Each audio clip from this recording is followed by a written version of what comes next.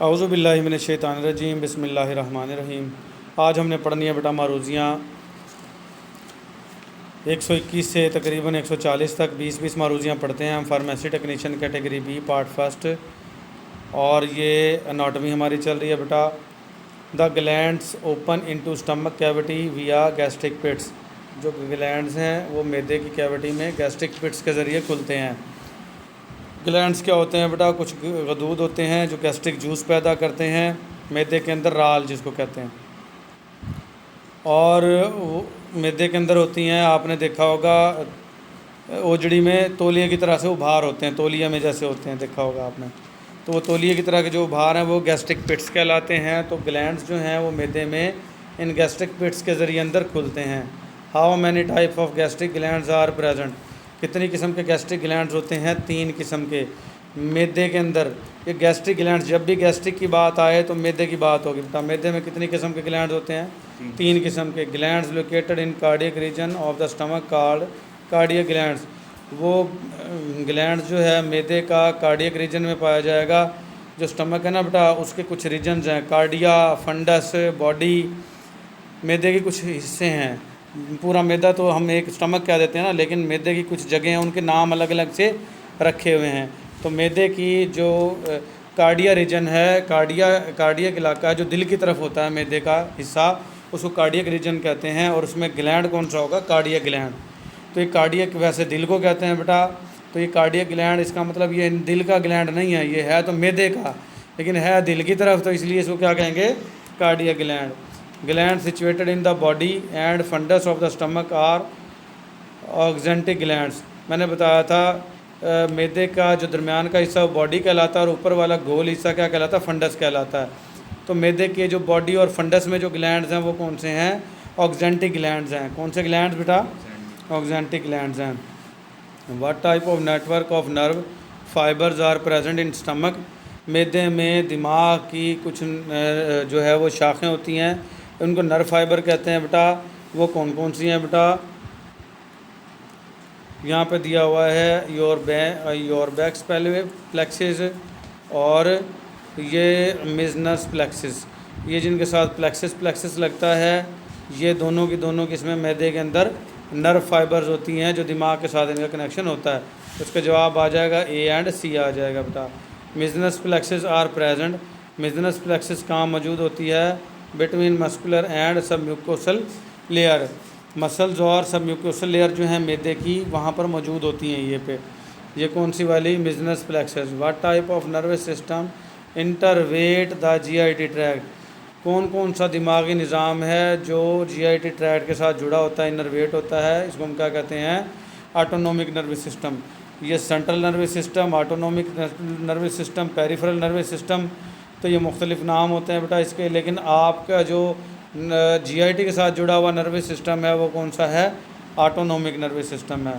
फिर nerve fibres, दिमाग के वो हिस्से, वो शाखें ऑफ एसोफेगस।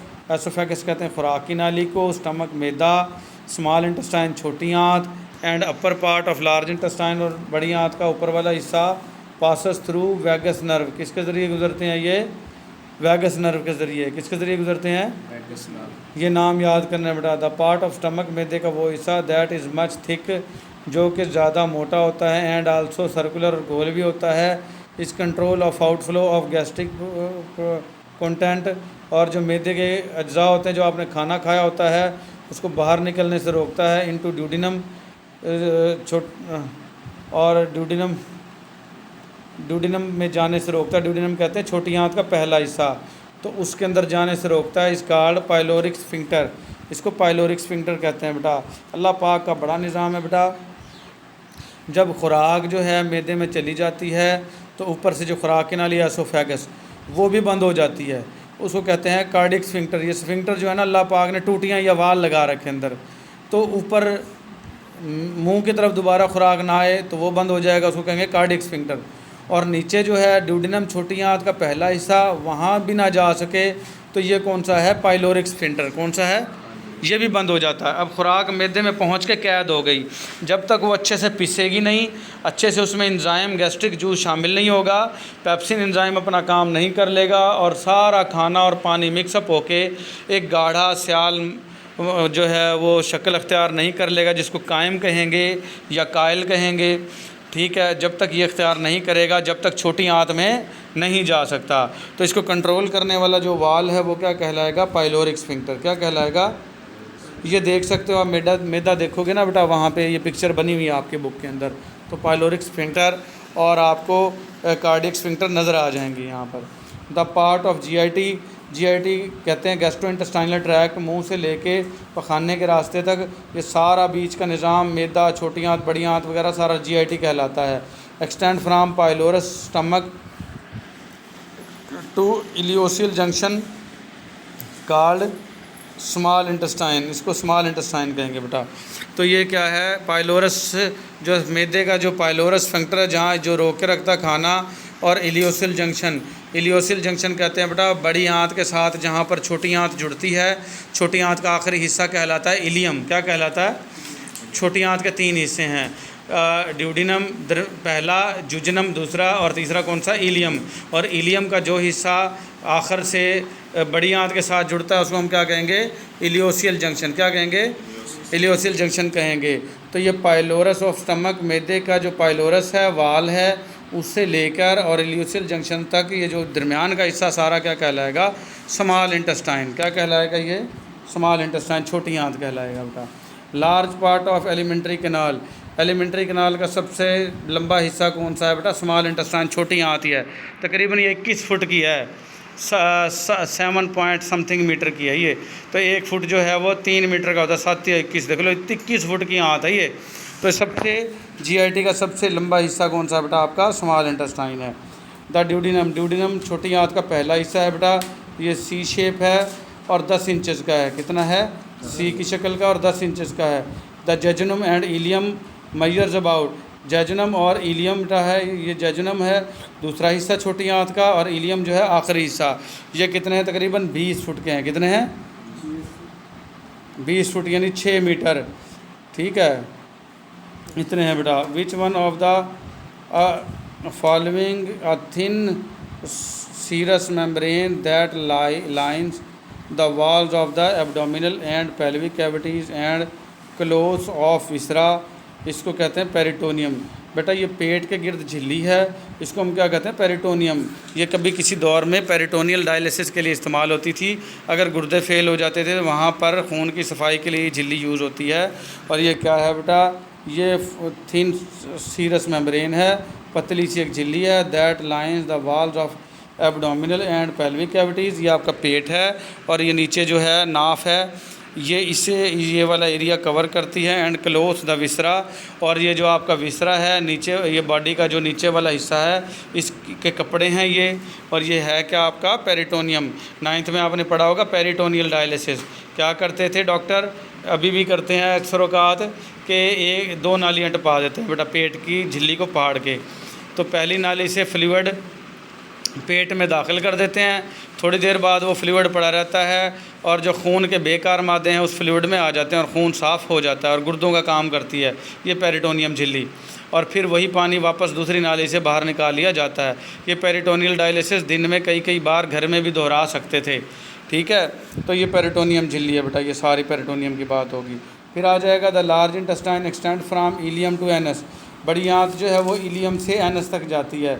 इलियम कहते हैं बेटा छोटी आंत का आखिरी हिस्सा, जहाँ से वो छोटी आंत जुड़ी थी बड़ी आंत के साथ, तो वो इलियम है, इलियोसिल जंक्शन उसको कहते हैं। और एनस कहते हैं पखाने का सुराख।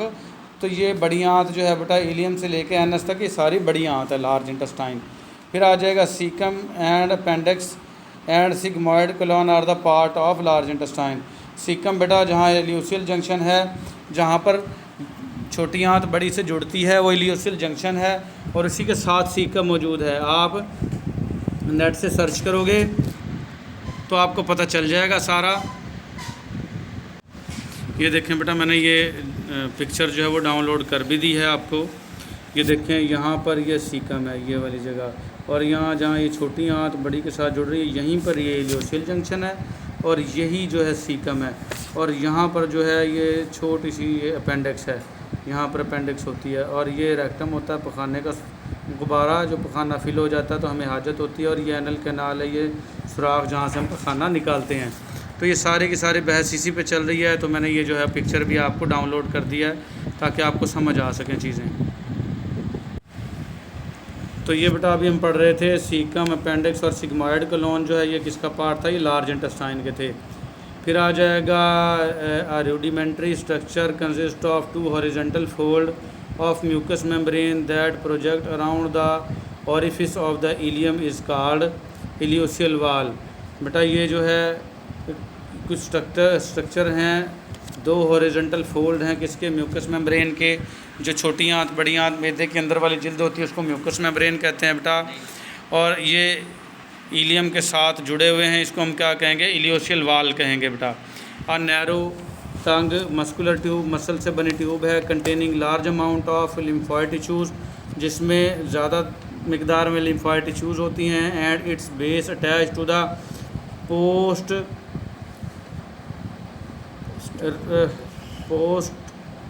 ईरोमेडियल surface of the caecum is called appendix.